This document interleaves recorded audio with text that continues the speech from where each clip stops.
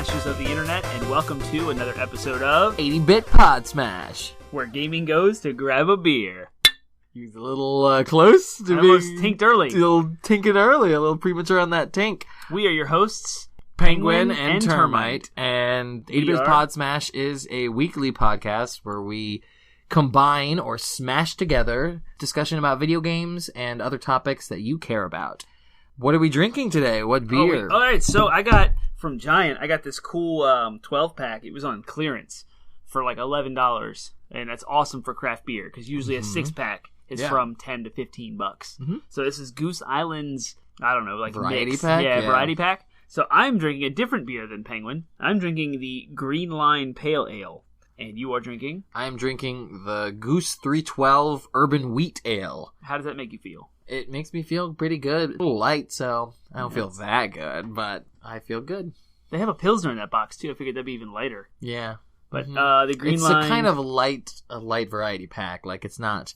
I imagine with it being like summer and everything, people tend to drink the sort of lower end of the ABV spectrum with their beers, so... Yeah. Although not declared a session ale, this is 5.4%. And the 30 IBU rating, which is very low. I think you'd like this one, because you normally don't like hoppy stuff. This is a pale ale, not an IPA. It's already less hoppy. I was at Center of the Universe, though, on Saturday with our friend Nathan and his wife. And they have... Well, I got like a... it was really good. What was it? It was like a honey wheat ale. Ooh. But like orange, so it was like honey orange. All right. And it was really good. Was it seasonal? It was. And then I also got a amber that was good. But that's besides the point. What I really wanted to say was we were sitting outside and they have these beer gardens that have these trellises with just covered in hops. Yeah. I grabbed a hop and I ate it. Why would you do that? Very bitter. Yeah. I mean, we've done that before just because it's fun. Yeah, exactly. It's fun. It was just like... But you hate It definitely hops. Ruined the rest of my beer. Not ruined it, but like I was like, gonna wreck everything. Now my beer tastes like an IPA because I've got hop flavor in my mouth. So it was fun. It was good times. There were these really cute dogs there. All right. I love dogs. Yeah. As evidenced by our Instagram, where I take pictures of my dog. Wow, sorry guys, I haven't posted on Instagram in a while. Yeah. I had to post a picture of my dog sleeping upside down. I went nuts to San Diego, and then that was it. It's cool. We'll get there. We'll be in Hawaii soon, so you'll be able to post lots of pictures. Hopefully. But not gaming. Well, maybe gaming related. I'm bringing my Switch. Yep. Maybe we'll do a little, where can you find my Switch? We'll do all these different locales. Find Termite Switch. Yeah. It's like Where's Waldo, but with the Switch. Yep. Just, like, you need to get the like blue and red. I want them so bad. Yeah. I want a pair of blues. Yeah. I just want matching blue Joy-Cons. That's what I'm saying. You get... we each buy a pack of the multicolored ones and then just swap. Yeah, and you get neon red, and I get neon blue. Yeah. Although I don't know if it works that way. It doesn't, because they're both lefts and they're both rights. Yeah.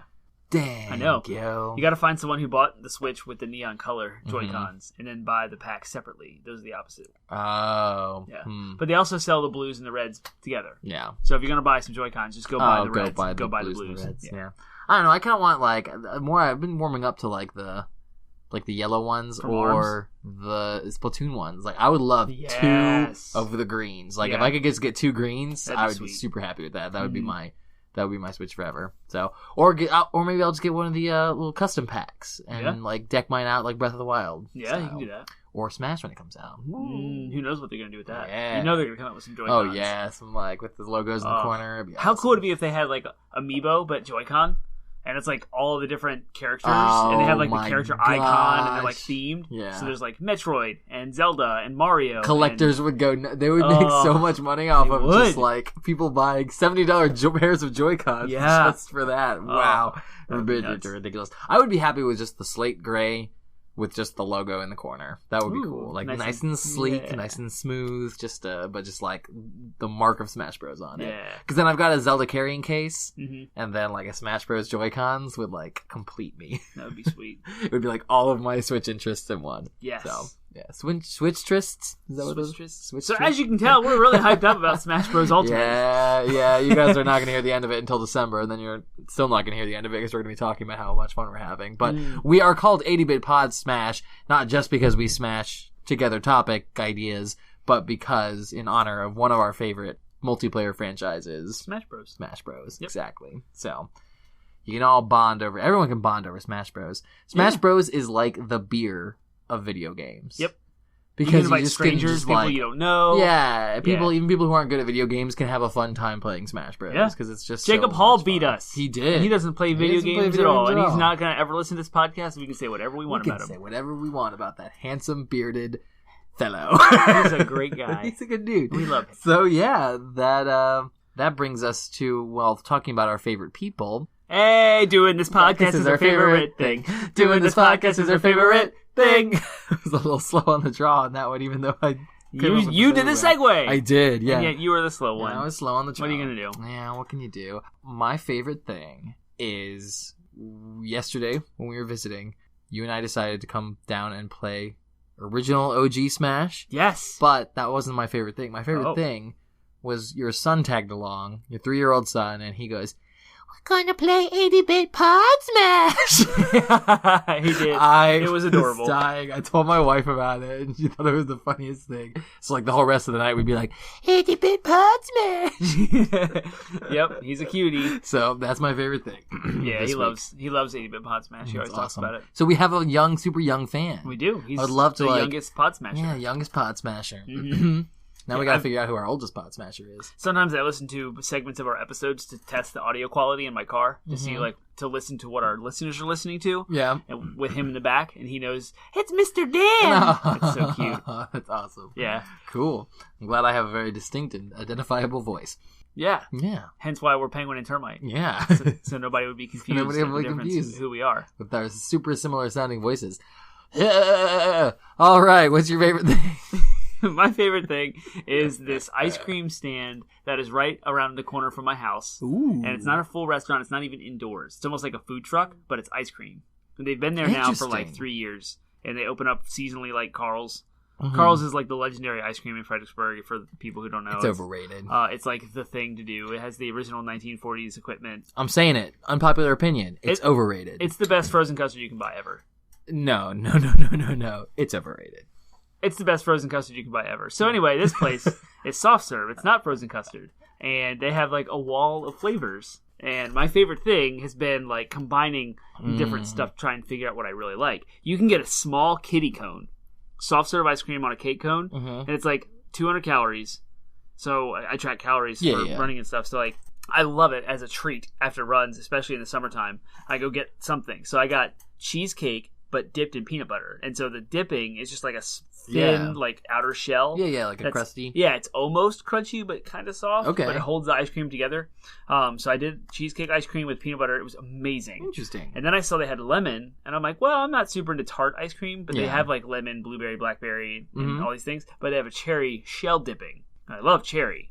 So you had lemon. So I had lemon ice cream with cherry dipping. Amazing!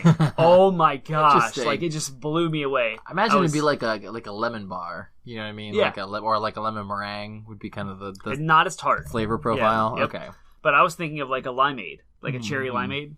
But ooh, you remember those like variety packs of those little like crackers? They come in like 6 crackers, and it'd be like the cheese and peanut butter, and then but there would always be cookies in there, and they would have Lemonos. Oh, those are so That's what good. I think, like a vanilla lemon. That would be a good combo. You have like a lemon. That's kind of what the ice cream tastes like. Oh, cool. Yeah, the lemon ice cream. Yeah, cool. With the vanilla soft serve. Yeah, yeah. It was I think my work got them recently, so I was like in the break room, and I'm like, Lemonos. Yes. Oh. You just eat them all. I did. I ate them all. I ate all the Lemonos. Yep, pretty much. All right, so that's favorite things for the day. We didn't even explain what favorite things was, but I think it's pretty self-explanatory based on what we just said. Yeah. So we'll go ahead and go on to our next segment, which is DLC. Downloadable content is another segment that we like to do. It's kind of I like to think of it as a discussion that you normally wouldn't have, like that no one would think of. Downloadable but we content. We think of it. So it's downloadable. Yes. Because we're both Daniels. Yep. So, yeah, it's usually some kind of video game related conversation that you don't typically have. Yep. And that's what weird and downloadable content is. So, out there. The downloadable content for today is so we're going to be talking about arcades today. So sometimes the downloadable content has something to do with our actual main topic, and this one is one of those. Yep. We're going to be talking about arcades. We're going to go all into the history of arcades. We're going to go all into, like, arcade relevance. So I wanted to do a little thought experiment where if there was an arcade and had all modern video games, but like they somehow tracked the high score. Mm-hmm. So when I say modern video games, I'm meaning like since the rise of consoles. So it could be like your there's N64. Kind of a depth. There's a depth of arcades. And we're talking about exactly, and we're talking about after that. So it could be anything from N64 on, really, maybe even Super Nintendo on, if you really wanted to get granular with it. But if you could play any game from that era, from the console era, on arcades, and there was the whole local, you were competing for the high score against only people in your local community. What game do you think you would have the high score on? Or you would be on the high scoreboard? You might not be the top, but you are competitive enough to say that I'd beat most people in my local community in this game. Mario Kart 8. Mario Kart 8? Yes. All right, you are good at Mario Kart. I am amazing at Mario Kart 8. Yeah, it's one of the... Yeah. It's like the game that I can beat anyone I've ever played against. Nice. Some people have come close to like breaking me. Yeah. Or sometimes we'll trade off wins back and forth, like we're really close, but very few people have ever like no one I know has continuously beat me. Nice. Ever. So I love that I've known it locally, which is a very small amount of people. But, yeah. I would love to continue. I never played online. Maybe I should have, just to see how far my skills could go. But I want to be there just to watch. Yeah. If it was an arcade, it would have to be either the Pro Controller for the Switch or a Wavebird. Okay. Like not a steering wheel. Yeah. Yeah. Okay. Because there is a Mario Kart arcade. Right. It's made by Bandai Namco. Oh, cool. Yeah, I played it at San Diego. Sweet. And it was awesome. It was a lot of fun. But it had a steering wheel and pedals, and it was a little different. And it took some money to figure it out. Mm-hmm. But as a side note, yeah. What would your 3-letter high score name be? TRM. Termite.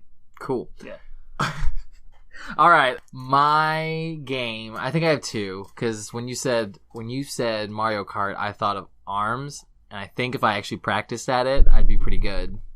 I think I could beat most people. It's helpful that most people in our local community probably don't play ARMS. Right. So I think I could probably get a pretty high score on ARMS. But my first initial thought was I am pretty good. I've had years and years of practice at, I will quote unquote, speed running Zelda. I think that Ocarina of Time, I could probably get a faster time than most people in our community at Zelda in one sitting. We should start a file. I don't think it's I'm not like those people who beat it in like an hour and 30 minutes. Well, yeah, like, I'm not like that, right. But like I can beat it in the span of you have it memorized so much that it hours, should be obvious to anyone who's watching you play it. You know what you're doing. Yeah, exactly. I want to see it. Cool. All right. Okay. We'll do it. So those are our games that I think. So let us know. I think it's a fun question because everyone. We've said this in the podcast before. There's always someone better than you than in every game. There's no game that I can think of where I'm like, I am the best at. Mm-hmm. No. I know there's someone better. In fact, I could go out like Smash Bros. I have fun with Smash Bros, but there was one time we just had a random person come in and play against us and just like crushed us. So like I have no illusions about my abilities in Smash Bros, Overwatch, any of those games that I play regularly. I'm like, nah, I'm not great at them. But if you just take the pool of your local community, it's like, yeah, I think I could probably beat these scrubs. Yeah, I think there's some scrubs here I could beat. I could pwn some names. I don't know, man. Them kids these days. Oh, that's true. If there was a Fortnite arcade, it would be screwed. Ooh, yeah, that's true. Laws knows that's true. Segue, not even a segue, a digression, if you will. My wife was saying, yeah, these kids supposedly are doing this dance. And Alex started to do some dance that looked sort of like a Fortnite dance that I've seen before. And I was like, yeah, all the kids are doing that dance. She described it as the new dab. Like, the kids are doing it. I'm like, yeah, it's a Fortnite dance. It's a Fortnite and I was just dance. like, what? I was like, Fortnite. You know, it's like the game that's free to play, Battle Royale mode and all that. She had no idea what I was talking about. But I imagine it's actually taking over so many kids' lives. They're mimicking, like, dances and stuff out of it. Wow. It's crazy. Like, I knew it was pervasive, but dang. There you go. All right. Do you want to do our last segment? What do you play? Yeah, let's do it. Yeah, so What Are You Playing is just a segment we like to squeeze in every once in a while when we have updates for you about what games we're playing. It's a little bit different from favorite things because it's just a chance for us to say, like, we might not be playing our favorite Exactly, thing. And we're a video game podcast, so we're going to talk about what games we're playing now. Yeah. So, cool. I finally finished God of War. Yay! And I'm thinking we should do a special little episode for you and I to talk about the story and like a spoiler cast, kind of favorite things we loved and things we hated, didn't like, and just kind of run down the whole game. Yeah, that'd be fun. That'd be kind of as a bonus content. I think there's an audience for that, so maybe we can do that sometime. Cool. So I switched, or I'm looking ahead. I haven't platinumed the game yet. I'm going to. I have to go finish all the collectibles and the Valkyries and all those things. So when I move on from that, I've got a couple of other games in my backlog. Most highest in the list is Uncharted Lost Legacy, because I think that'd be a quick genre shift. Yep. From like God of War thing to the third-person shooter. Yeah. Not that much of a genre shift, but enough. No, it's different. I mean, I went from The Last of Us to God of War, and then back to The Last of Us to finish it. Yeah, so that felt like a genre shift. And it definitely felt like a genre shift. Yeah. I mean, there's a whole different set of skills you're using when you're shooting versus when you're just hack and slashing. Even though both games are fairly strategic in their own right. But. Yeah, and I picked up the original Smash Bros. As we alluded to earlier for N64. It's the first time I've owned a copy of it. Believe it or not, I've had every Smash since. I've gotten them all at launch except for the original. So now that I have it, I want to unlock all the characters. And we had a small gathering last night, and we played 3 players, and it has elicited so much fun. Nostalgia, I think it's a little bit more than just nostalgia. Like, I'm actually enjoying it as if it were a new game. In the past, I've tried to play old Smash and hated it. Yeah, me too. And so I don't know what's different right now. Yeah. I don't know if I'm getting more of an appreciation for old games despite the clunkiness of mechanics and stuff like that, but I've been enjoying it. I had fun last night, and I was getting into it in the same way that I get into regular Smash. Right. It's a whole different, especially when you're so used to the reaction times and everything. Everything's so crisp and smooth and the new stuff in Brawl and Smash Bros. 4. Yeah, and it's also very Twitch reaction. Whereas I find myself actually slowing down in regular Smash because I'm I need to make sure I actually execute this move correctly. You know what I mean? So and you can't air dodge anymore, and dodging back and forth is a little slower. You can't hold charge smashes to time them. That's the crazy thing. No C-stick? Yeah, no. Well, I don't. You rely on the C-stick anyways. I don't either. But I do rely on timing my smash attacks, and not being able to do that is nope. It's so different. I think we will be better Smash players by playing the original. I don't know. I think it'll fundamentally slow us down and make us a little bit more intentional about what we're trying to do. And I think that's going to make us better Smash players. Yeah, cool. All right, I'm still working my way through the Uncharted collection that I'm borrowing from Termite. I am currently about a little bit more than halfway through Uncharted 2. So I feel like I'm at the halfway point, at least of this. Obviously, I still have 4 in Lost Legacy, so I still have a total of 3.5 games to get through. But for the disc that I'm borrowing from you, I feel like I'm at the halfway point, and I would be fine taking a break after Uncharted 3 and then picking up 4 at a later time when I'm in need of a game. So because right now I'm playing through that, I'm trying to replay through the Darksiders series before 3 comes out. Now, granted, that's a long period of time, so I'm not rushed to do it. But I love the franchise. I love that I have the War Mastered Edition now and the Definitive Edition, so I have both remasters for the PS4. I played the first one on Xbox 360, as I had mentioned in a previous episode, and I played 2 on PC. So it's nice to kind of return to console for that franchise. So I'm excited to play. I think the definitive edition has some extra things added to it. Oh, cool! Too. Awesome. That'll be exciting. Yeah. So, anyways, I'm trying to get through that. So I am one dungeon into Darksiders 1, so I'm not very far, but I've been putting a little bit of time into that. And I just bought Doom. So at Termite's recommendation during our E3 episode, I outed myself as never having played Doom before. So I grabbed the new one, the Bethesda remake, for $9.99 at Redbox. Yes, Reboot. And started that. So I'm, again, similar to Darksiders, very, very, very early on in it, but woo, it's a wild ride. I know. I Redboxed that game over 2 nights and platinumed it, and I want to buy it. Yeah. Because I want to play it again. It's so good. You won't get the box, but it is $10 at Redbox. It's very cheap. Yeah, just very for affordable. Comfort food. I just want to play something for 10 minutes. Blow through a level and kill some stuff. Yeah. So shout out to a friend of the show who I just found out has listened to every episode, James Navarro, who invited us up to his apartment to play some PlayStation 4 Pro and 4K TV with his PlayStation VR. And I played Doom VR. Termite finally played VR. And I'm going to hold off on all of my reflections until later because I want to kind of organize my thoughts. We'll do a VR episode. And I want to talk about but it was amazing. It was as earth-shattering as paradigm shifting mentality about what games can do, their potential, and what they mean, and how it's placed in the industry and its foothold. It will evolve in the future, and everything about what we've talked about with VR in the past. On this podcast, I can now kind of you have some experience, which is awesome. But so I played Doom VR. It's just as fast paced as the game. It was a lot of fun and very intuitive. I picked it up pretty quickly. Great, and so awesome. Yeah, and then the final thing that I haven't started playing it yet, but I did re-download it on Steam.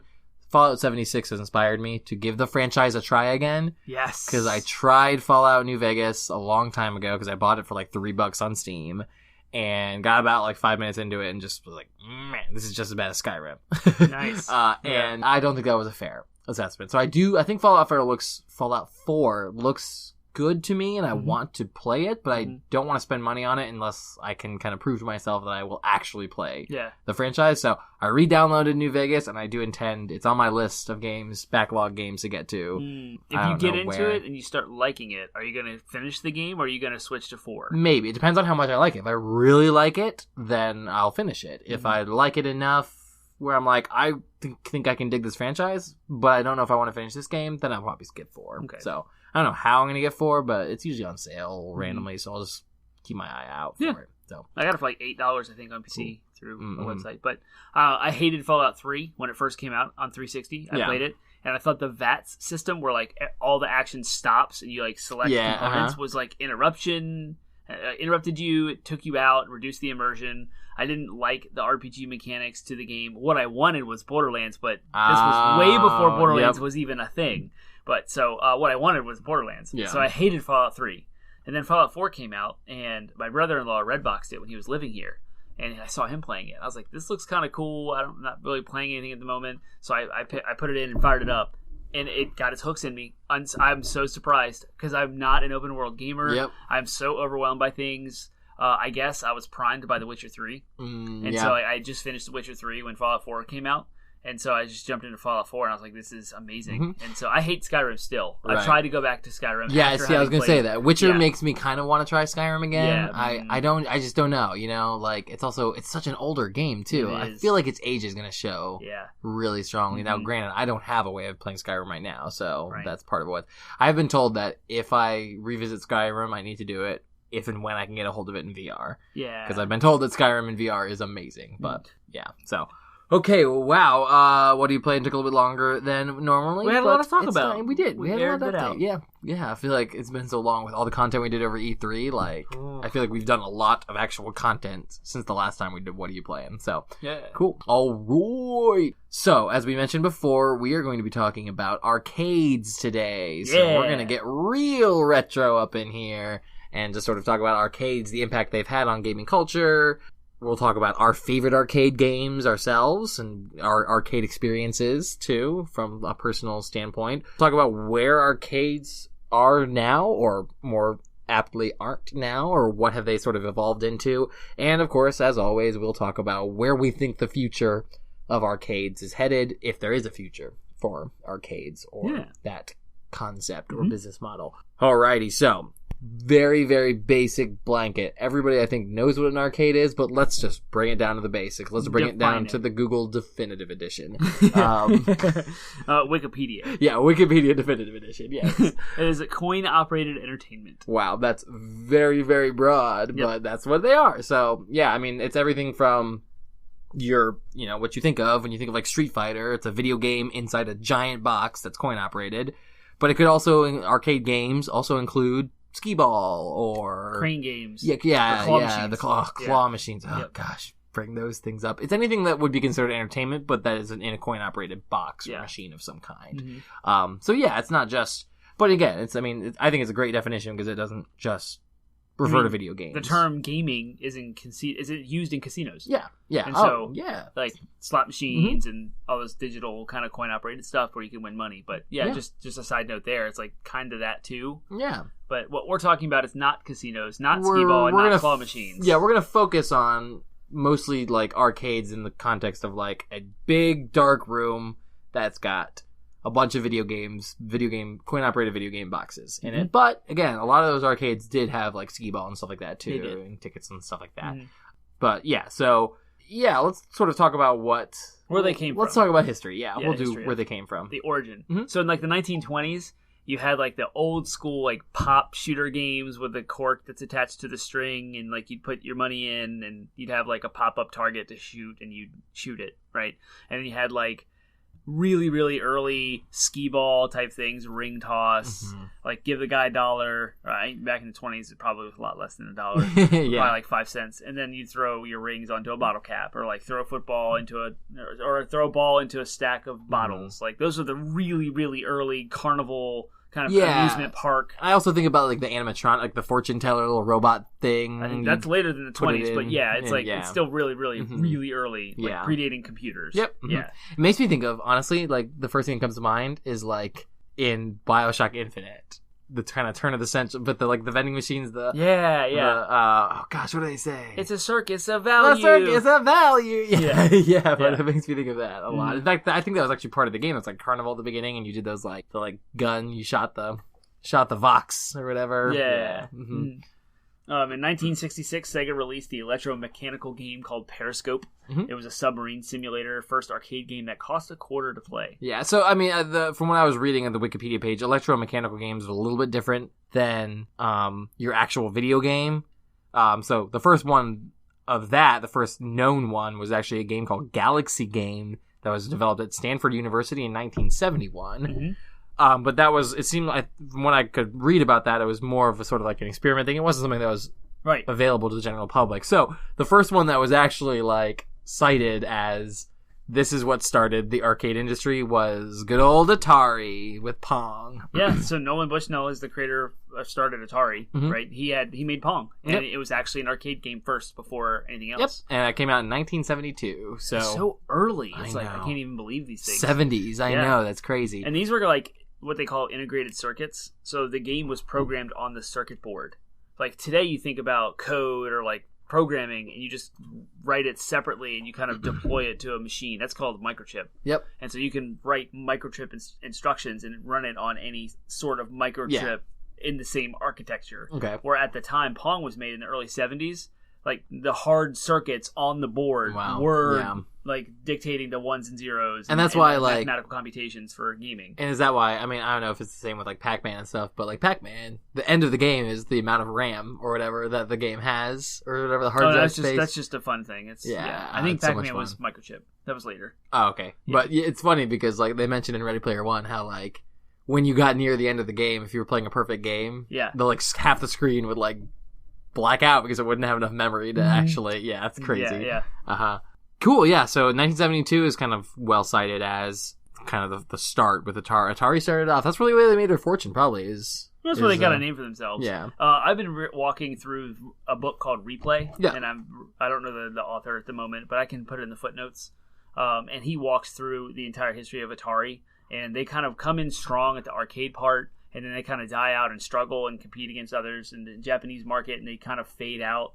And then they come back in the console space with the VCS 2600 that we all know from our home consoles. There's like a gap in there. So they started kind of the foundations of arcades, but they kind of faded out from bad business decisions. Yeah, gotcha. And other things happening in the industry at the time. Yeah. That's too much for this episode. Right. We could be here for 3 hours going over all that. So, after Atari, though, the late 70s and the mid-80s are well cited as the golden age of arcades. So that's when, I mean, we talked about in a previous episode about pricing, the inflated, if you adjust for inflation, the price of an Atari in the 70s, late 70s, is like what? Wasn't it like $700? Yeah, it was nuts. So home consoles were not affordable. And so the average person, the average kid couldn't really afford a home console. It just wasn't realistic. But for $0.25, you can go play games for, an hour or so at your local arcade. So that's kind of where there was that period of time, the late 70s and the mid 80s was kind of this golden age of arcade games. That's where video game culture centered around. Everyone who was into games was going to the arcade with their buddies, and they were all competing for the high scores in their favorite games. So that's and that kind of just created a culture that we're going to be talking about. Yeah, much like today when a programmer or a publisher comes out with a game that appeals to the mass audience, which is Nintendo's king at doing. The Space Invaders came out in 1978 by Taito, and that was kind of the mass market version of Space War, which was the Galaxy game we just talked about. So from 7 years earlier, they took this convoluted, overly hard to play integrated circuit game, and they turned it into Space Invaders, which set off the whole golden age of arcades, which led into Galaxian, Pac-Man, Battlezone, Defender. I think Defender was in Ready Player One as well. I think so as well. Or no, sorry, it was Guardians of the Galaxy 3. I don't even know what I'm saying anymore. Groot is playing Defender on a portable handle. I think it's Infinity War. Yeah, I think you're right. Yeah. Yeah. Anyway, so Defender's another one, but that's all the kind of golden age of the late 70s, very early 80s of arcades. And then wasn't in the first Avengers movie, some dude was playing Galaga. Yeah. Yeah. Okay. Yeah. Galaga's actually the sequel to Galaxian. I thought it was the other way around until I did some knowledge, until I learned. But yeah, Galaga's newer than Galaxian. Yeah. But anyway, so that's late 70s, early 80s history of the golden age. That balloon kind of popped, and then by 91, the U.S. arcade game revenues had fallen 2.1. They've fallen to 2.1 billion from a much higher number that I don't know what it was. I believe Street Fighter 2 was cited, in my reading, it was cited as causing a brief resurgence in the 90s. Mid-90s, maybe? Early 90s? It was because of the competitive fighting game movement was started by Street Fighter. And so the whole competitive fighting game had never existed before. So it was almost an entirely new horizon for arcades. And then, of course, Mortal Kombat and controversial with violence and gore and those things. So that kind of, through the 90s. Yeah. Gave a little resurgence there. A little bit of resurgence, but then definitely died off by the time the N64 came around and home console. What essentially killed arcades is the fact that home consoles became affordable. Yep. Like, as we talked about in the pricing episode, the inflation rate, like the comparative price to now, like it dropped by a matter of like hundreds of dollars in the mid-90s. And so people are always going to want to play their own games that they own than someone else's. Right, and imagine like taking a game home and having a save file. You can pick up where you left off. I mean, it's comparative. From the beginning every time. It's comparable to, if you think about it from like a grand scheme of things, it's comparable to what's happening to movie theaters. Yes, very much so. People would prefer to watch movies in the comfort of their own home on the equipment that they own, on the couch that they own, with the snacks that they own, you know, or the food that they've gotten themselves and paid a lot less for than at the theater. Right. So, you know, the same kind of concept applies. Like, people want to play their consoles in their home that they, like you said, have their own save file, and they don't have to worry about some person getting their Cheeto grease all over their controller. You know what I mean? So that's going to always be the death of something like an arcade. Yeah. Is when the equipment becomes affordable and available. Another thing happened as well with that same, not just the pricing, but the fifth generation of consoles, the Saturn, the PlayStation 1, the N64, all had 3D polygon graphics, which the arcades were like the amount of computing technology required to build an arcade cabinet that played one game skyrocketed. So that happened, and then the home console price dropped, but they're both doing 3D graphics. Yeah. And so because of that extra like horsepower required in the arcade cabinets, that like also aided to people opting not to go to the arcades and making arcades harder to build. And the price of I remember like games costing $1, and I was like, that's crazy. 4 quarters for one game? No, I'm going to go play this other game. It's 25 cents. Yeah. And you can see that like Mortal Kombat 4 was the first like 3D Mortal Kombat. And I remember it being way higher money-wise than 3 was. I'm going to go play 3. Oh, I played Mortal Kombat 4 on the PC. You know what I mean? Right. Like, where you paid for it once and then got to play it as much as you wanted. And we eventually got it for N64 way later in life. But yeah. So, all right. So, from the historical standpoint, we saw that in the mid-90s was kind of the final death knell. Again, there was kind of a brief resurgence, and then it kind of died again. We are going to be focusing on that kind of golden age as to what did arcades really bring to the industry, and what did arcades really bring to the culture during that period of time when they had their heyday, when they were the center of gaming culture. So, yeah, let's talk about that. Let's do it. I would say that the first thing that comes to my mind, and you can see it in just we are in a period of time where the 80s is now our kind of core nostalgia time period. There was 5-10 years ago, it was the 70s and the 60s. But now, like, all the people who were in the 80s, who grew up in the 80s, are now, like, making movies and stuff. Yep. So for them, it's, like, 80s culture. And again, you can tell just, like, the impact that arcades had on even Ready Player One. We talked about it, like arcades, like the arcade culture in the games that came out of the arcades, like in Ernest Cline's writing is like it's saturated with that. You can see it in Stranger Things, is the other big 80s nostalgia piece that's happening. Like the kids go to the arcade, and one of the big conflicts they have with other characters. The fact that this character beat their high score, you know. So there's this culture that came out of the 80s of that kind of revolved around arcades and high scores, and what it really boiled down to was this is where the gaming community found its home in those days. Yeah. Like, if you were a quote-unquote gamer, if you were a quote-unquote nerd, outcast, whatever, like, that is where you found, that was like your sanctuary. That was where you all went together to do the things you loved and were passionate about. So what you really saw during that time period is gaming centered around, and probably for the only time in its life, centered around a local community.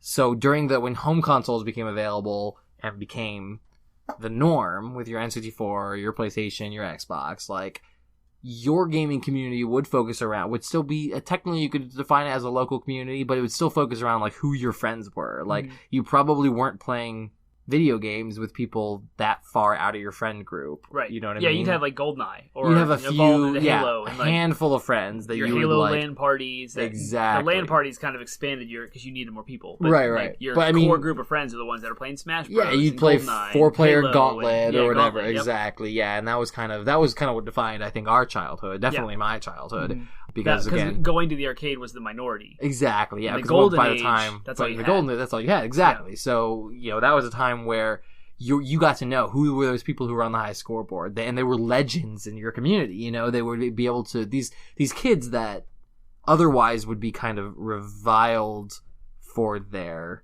You're a nerd. Yeah, you're a nerd. Yeah. You're a dork. Do something with your life. Stop living in the arcades and wasting money on quarters. Yeah, exactly. Waste your quarters. Waste your money on this game. Like, it gave them a sense to kind of get some, prestige and for pride and exactly and be proud of something. Yeah. And then sort of feel a connection to their own local community. Mm-hmm. But it was the only time in gaming history, I think, and maybe the only time ever that gaming history, because now with the internet, the gaming community is more or less global. Like, you can interact with and find your people in any weird, you can find online friends dark that's corner. Just like an arcade. It's like, it's all online. You can have your online. And they can be all across the world, and you can never see each other face to face. So, and there are pros and cons of that too. But I just think it was such a unique time in gaming history that it was all centered around this little pockets community. of like towns and villages. Wow, towns and like neighborhoods, little tribes. Yeah, but I mean that's what it was. Town. It was this tribe because you'd have. It's a quiet village. Because you'd have your they would be your people. You know what I mean? Like, those were your people within your own local community, and that's. I don't know. I wouldn't say. I wish we had that. I wish we had. Yeah, we had been old enough. Go back to our gaming store topic, like we just had like 2 weeks ago. The episode this launched. That's exactly what we want to create again. Yeah, exactly. It's this idea of like coming together as friends and communities and meeting new people, but under a common like interest, umbrella interest. But competitive or maybe even working together, sharing tips and tricks. Yeah, exactly. And that was when with you talking about sort of sense of competition. I think that's the other kind of effect that arcades had, is because almost all these games would be centered around this sort of meta game that was called the high score. Right. Okay, so speaking of score, since you bring this up, if you notice, like, all of the NES games and, like, early Super Nintendo games have a score. Mm-hmm. And I never paid attention to the score because I only focused on wanting to get the game. Yeah. So, like, Donkey Kong, for example, you're going through each level. My goal was to just get to Donkey Kong and rescue Pauline. Mm-hmm. I couldn't care less about the high score. Yeah. But the high score was what made Donkey Kong popular at all in the arcades. Yep. But I never played it in the arcade. I played it at home. So, like, just having that, like, different perspective of a home console with score. The original Mario, I was showing my son how to play the original Mario on NES, and there's also a score there. Yep. And I found myself, like, paying attention to it. I'm like, okay, I've got this score after the round. I had a really good round. I killed a lot of enemies. I got a lot of items and busted a lot of bricks. And then I got a 5,000 on the flagpole, and the fireworks went, and I finished it quickly, so, like, my time added to the score. All these things I never really paid attention to as a kid because all I cared about was beating the level. Yep, and the score is, I mean, like I said, it's a metagame, and it's essentially PvP in a lot of ways. It is the way that you would measure, because especially with those single-player games, Mario, any of those platformers, but even, like, Pac-Man and Pong, like the good old days, like, there's not a really way that you can just look at someone playing it and say, oh, you're doing better than the other person. So the high score was there to say, like, yep, you killed more enemies, you did it in a faster time, you got more power-ups, whatever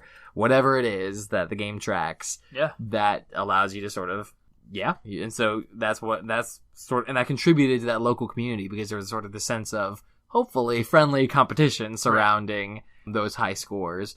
You always hear about like, oh, there was a bully who he would beat up any kid who would get close to beating him on the high score. Or but unplug like the machine. So toxicity is not, is something that's not new. It's not like required by the internet in order to... You can't beat me, unplug the machine. Exactly. Everyone's zero. It's always been there, but it's a little just a bit more visible now. But nevertheless, the intention is that, and I think in most cases, people would probably say there was sort of a friendly competition. I also think about like the atmosphere of arcades, like so different. It's, because there was typically no like food and alcohol served there, you didn't get the sort of like, it's like a bar for kids is the only way I can think about it, because without like consuming anything, other than the games, exactly. But the games in and of themselves, can in a lot of ways be seen as, I won't say a drug, but you know what I mean. Like they have at the time, video games were a scapegoat for violence and like inciting like misbehaved kids and distracted kids, or like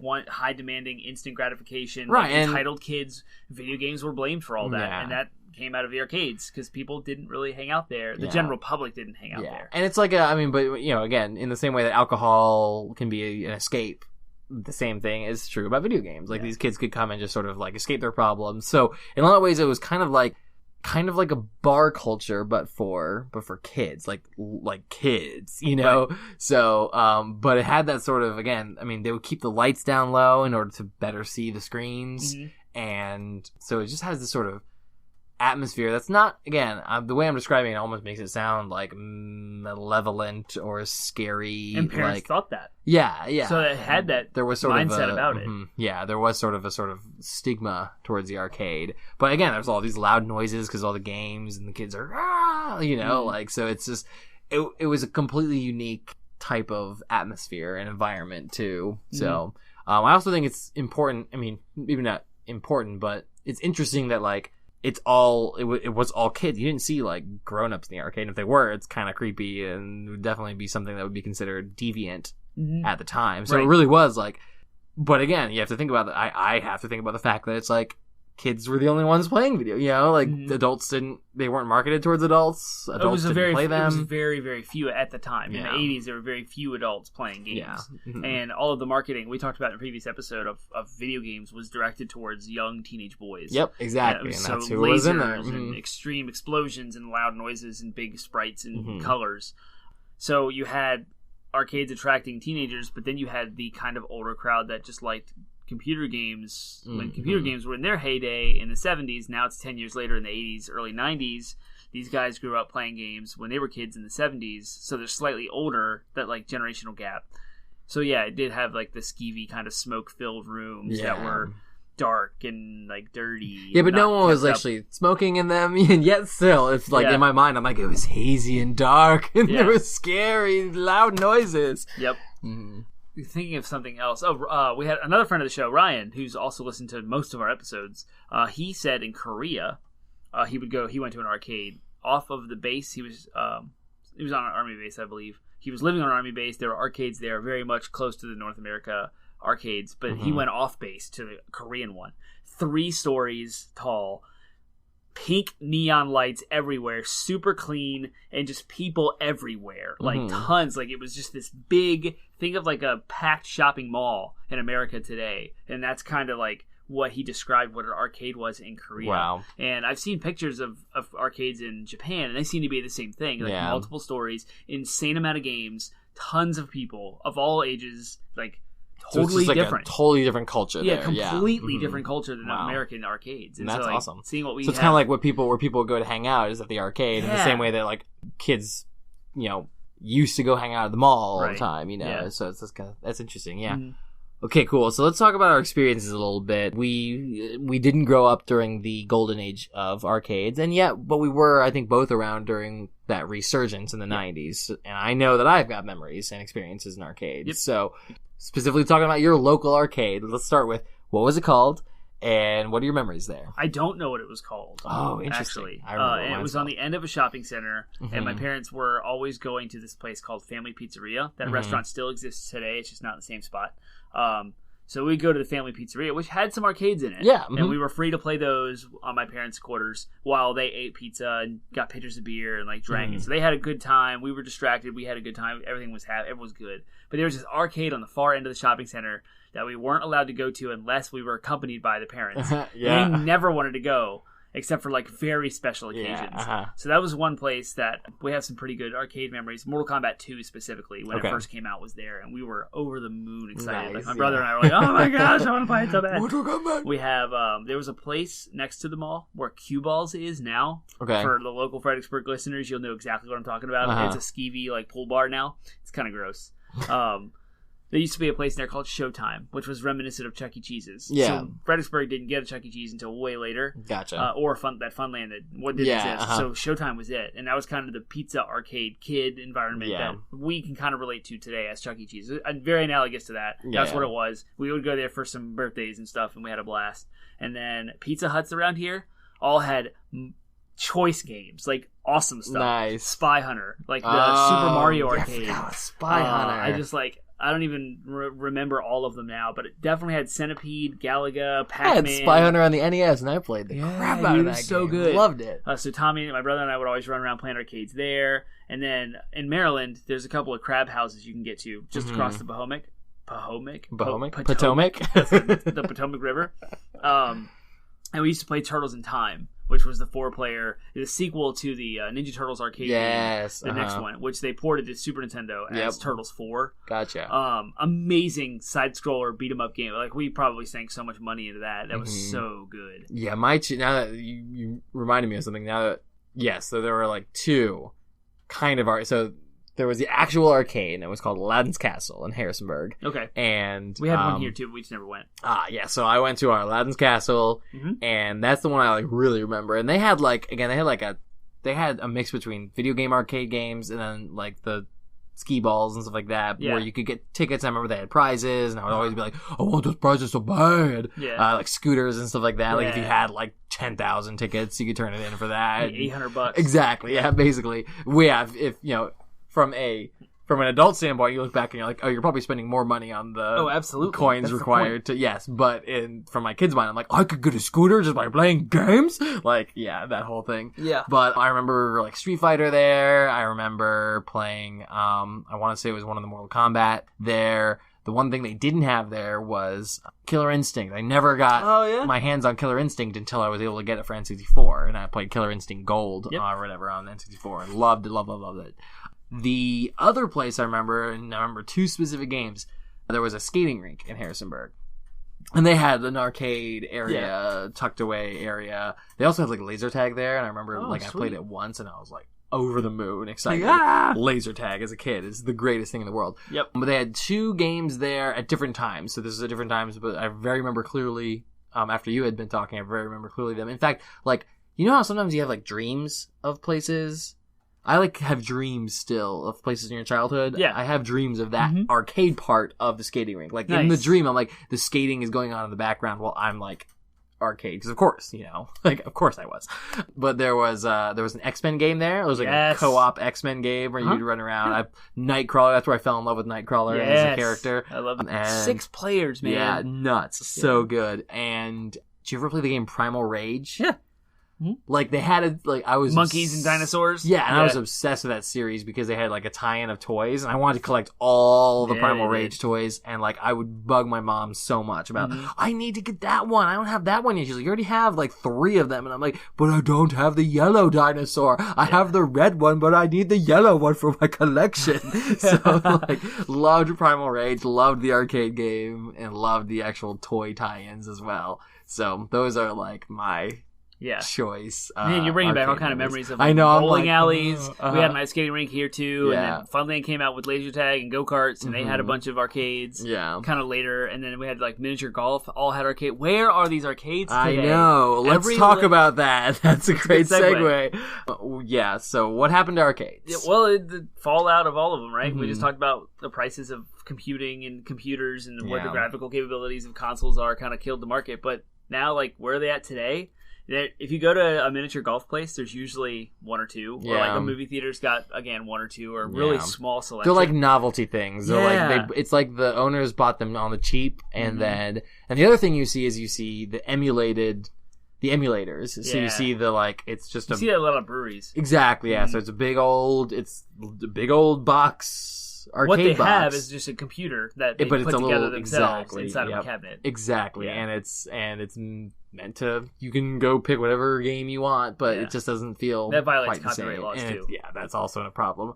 But then there's also the whole idea of the barcade that is a thing now. Again, it's kind of a novelty thing, and again, you have to keep in mind the difference between an arcade and a barcade is a barcade primarily makes their money from food and beverages. Yeah, right. Arcades did not. Arcades made their money from the games themselves. I wonder if it will cause another resurgence in arcades, or at least the retro ones. Maybe people will start reproducing them or something. Maybe, yeah.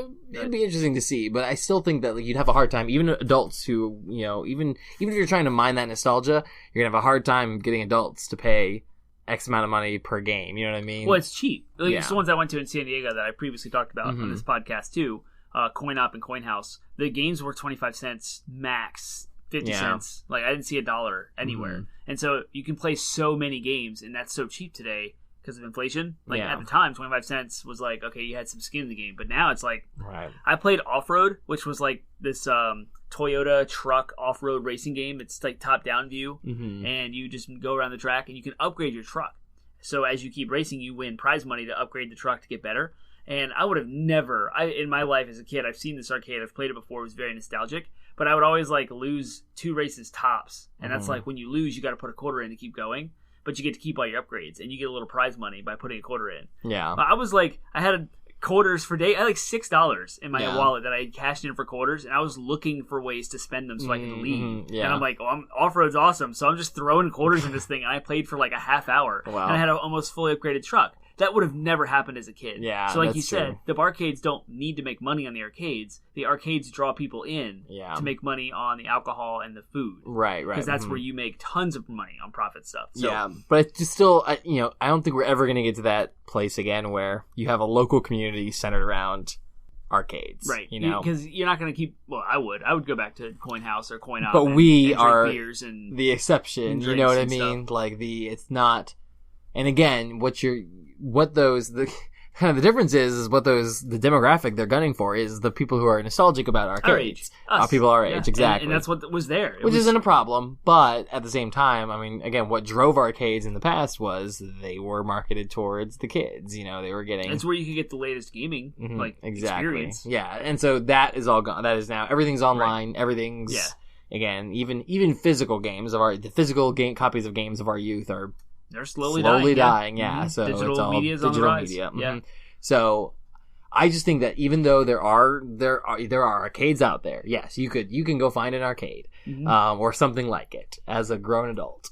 But the culture of arcades, I would argue, is definitely dead. Yeah. Yeah. But still, they're out there. Yeah, you can find them. And I know that there's a place in Richmond actually. My work actually had an outing there and paid for all the drinks. It's called Circuit Arcade, I think. Oh, I've heard of it. And and they paid for all the drinks and stuff. And it was one of those outings where I was like, I don't really feel like going to a work outing tonight.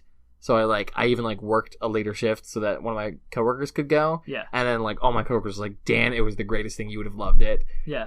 I was like, no, exactly. So I definitely want to. Did you just say no because you didn't know what it was? Yeah, I didn't really know what it was. And I was they were like, oh, it's got games and it's got drinks and stuff. And I was like, yeah, okay. But then they described it to me. I was like, it was a full-blown arcade and work paid for all of it. I was like, Penguin and Termite need to go. I know, it'd be awesome. So yeah, they're out there. You can definitely find them. But again, it is more of a sort of novelty experience as opposed to something that's this is something that's going to, you're going to go to and wow, that was fun. And wow, that was a nostalgia trip. But you're not going to be like, oh my gosh, I have to go there next weekend. Right. I remember losing sleep because I was so excited for Mortal Kombat 2 to come to consoles. Yeah. But I first experienced it in the arcade. And the arcade versions were always better. They had better sound and better graphics. They had better hardware. And there's the atmosphere and everything again. There's something special about the magical about could you imagine if I don't even know what would count as an arcadey style. Like Devil May Cry 5 being shown off in an arcade cabinet first. Like, imagine the lines down the block. Right, I mean, look at E3 attracts masses of people just to be able to play the latest stuff and like talk about it. Or like Smash Bros. Could you imagine that being an arcade first? That's the culture that was in the golden age of arcades before the consoles. It's like the best, newest games hit the arcade first, and then they downported them to the consoles because the consoles couldn't handle them. Yeah, that would be crazy now. So, the air of that whole mentality is gone. So that was the core of the arcade culture and the time, and now that's dead. Yes, well, so if it's dead, do you think there are circumstances in which it can come back? Do you think that there is a future for... maybe not necessarily arcades in the sense of a coin-operated machine, but the idea of an arcade in the sense that you are going to play someone else's games. Do you think there's a market for that? Do you think there ever will be again? We touched on it on our last episode about starting a business, having consoles hooked up, letting people try out games before they buy them. Maybe in that kind of atmosphere. I've seen 2 places that have failed at that model, where you come in and pay per hour to play console games, and they promise to have the latest stuff first. And they probably did on release day. Yeah. But you can't get it early. Right. Just the idea. And if you're that excited about playing a game, you're probably, at least if you're our age, you're probably just going to buy it anyways. So, you have to be able to get it early. That's the key. Right. You have to be able to get the newest games early to attract something different, something unique. But with our consoles all being online and having like achievements and trophies and friends lists and not really getting anything different outside of your house. Like if you go to a place...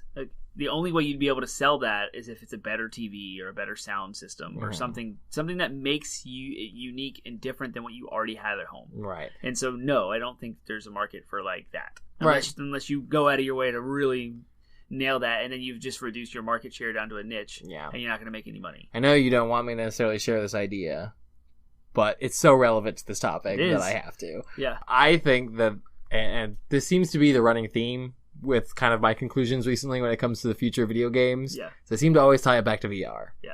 And I don't know if I said it on the podcast before, but I think that and there may only be a brief window of time where this would be lucrative from a business point, because again, what killed arcades in the past was console technology became more affordable. Games in your home became more affordable. So at some point, it's going to be just very affordable to play VR, or there's going to be leaps and jumps in the technology that will allow it to make it easier to do it and therefore more affordable.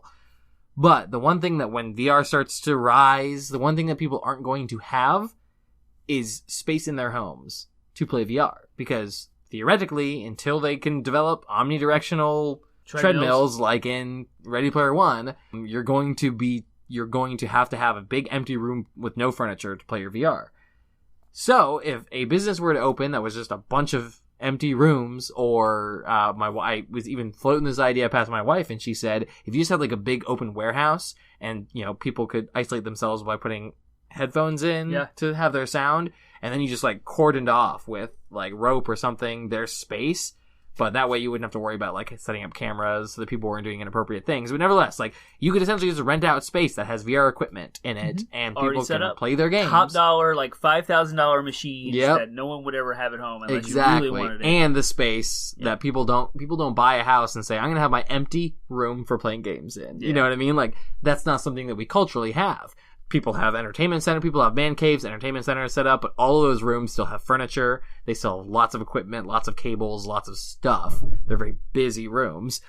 The one thing that they don't have is just a big empty space, a big empty room to play VR in. So I think that would be, at least as VR makes its rise in the next 5-10 years, I think that's going to be something where, again, it's not necessarily an arcade, but it is in the sense that you're paying to use someone else's space and equipment in order to get the experience of games you can't get in your home. In Rehoboth Beach, there's a place you can do that on the boardwalk. That's awesome. It's just one VR stuff, and it's publicly shown, so like it's a cool experience. Yeah.